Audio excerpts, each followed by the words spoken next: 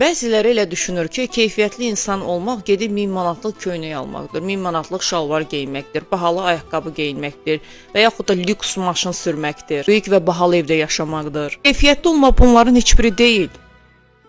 Üstündəki paltarın qiyməti sənin insan kimi dəyərini göstərmir, sürdüyün maşının markası sənin mədəniyyətini göstərmir, yaşadığın evin böyüklüyü sənin böyük insan olduğunu göstərmir.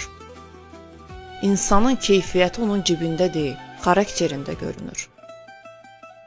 Sən nə qədər bahalı geyinsən də, qarşındakı insana hörmət etmirsənsə, özündən aşağı gördüyün insanları alçaldırsansa, kiminsə haqqını tapdalayırsansa, səndə o keyfiyyət yoxdur.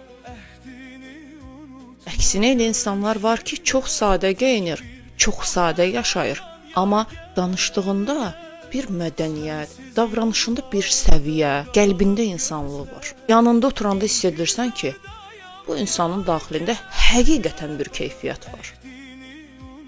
Ona görə də keyfiyyətli görünməyə yox, keyfiyyətli insan olmağa çalışmalıyıq. Görünüşü pulla dəyişmək olar, amma xarakteri pulla almaq mümkün deyil. Sənin içində o keyfiyyət yoxdursa, nə qədər bahalı geyinsən də, nə qədər lüks yaşasan da, İnsanlığın qiyməti dəyişməyəcək. Əsl zənginlik də, əsl keyfiyyət də insanın daxilində başlayır.